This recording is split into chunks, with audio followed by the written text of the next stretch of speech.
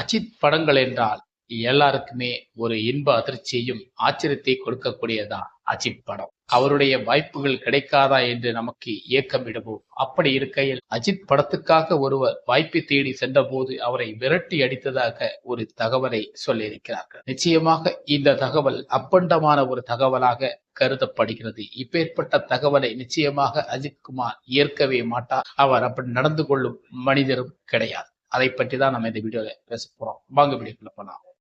சட்டம் ஒழுங்கு சரியில்லாம இந்தியனுக்கு சாவை கிடையாது. இந்த இந்தியாவின் வரலாறு. அனைவருக்கும் வணக்கம்.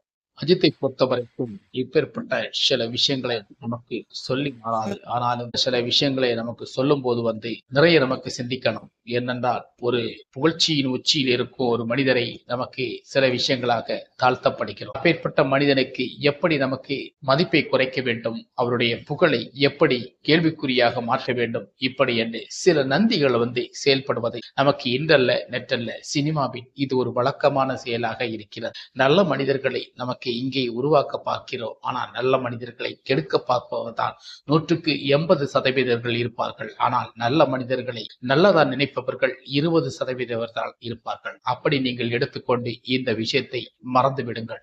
ஏனென்றால் இப்பேற்பட்ட சில விஷயங்களை அவர்கள் சொல்கிறார்கள் என்றால் ஒரு பேட்டி மூலமாக பேசி விடுவார்கள். நான் அங்கே சென்றேன், அவர் என்னை அபகரித்தார், இங்கே சென்றேன், அவர் என்னை விரட்டி அடித்தார், இப்படி என்றெல்லாம் சில விஷயங்களை சொல்லும் போது நிச்சயமாக அஜித்குமார் இதை ஏற்றுக்கொள்ளவே மாட்டார். அப்படி பண்ணக்கூடிய அஜித்குமாரும் கிடையாது. அப்பேற்பட்டு நாங்களும் அவரை கண்டிருக்கிறோம். எங்க ஊருக்கெல்லாம் வந்தபோது எத்தனை நாங்கள் எல்லாம் மீனவர்கள் தான் இருந்தாலும் எங்களை கட்டி அணைத்தார் அஜித்.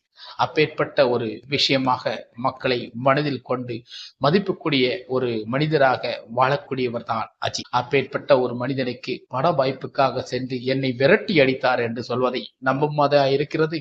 நிச்சயமாக யாரும் அதை நம்பி விடாதீர்கள். அஜித் அப்பேற்பட்ட ஒரு மனிதர் அல்ல. அவரை பற்றி இந்த உலகம் பேசிக்கொண்டே இருக்கிறது.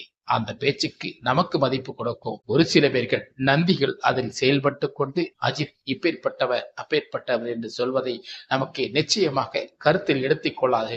சில பேர்கள் பேசுவார்கள், பணம் வாங்கிவிட்டு பேசுவார்கள், பணம் வாங்குவதற்காகவும் பேசுவார்கள். இவர்களெல்லாம் பேச்சு நமக்கு கேட்க வேண்டும் என்றால் நல்ல நல்ல மனிதர்களை நம் நாட்டில் இழக்க வேண்டிய சூழல்களை எட்டி பார்க்க வேண்டிய சூழலாக மாறிவிடும். அதற்காக நம்முடைய தல அஜித்தை இது போன்ற சில விஷயங்கள் நப்பாசைகளுக்காக ஒரு நல்ல மனிதர்களை நமக்கு இங்கே பேசுவதில் எந்த விதமான லாபம் கிடையாது. அஜித்தை பொறுத்த வரைக்கும் அவர் ஒரு சூப்பர் ஸ்டார் என்று நமக்கு எல்லாருக்குமே தெரியும். ஒரு சூப்பர் ஸ்டார் என்றால் படத்தில் அல்ல, ஒரு மனிதரின் நல்ல மனிதர் என்ற வித்தியாசத்தில் பார்த்தால் அவர் ஒரு சூப்பர் ஸ்டார் தான் என்று சொல்வேன்.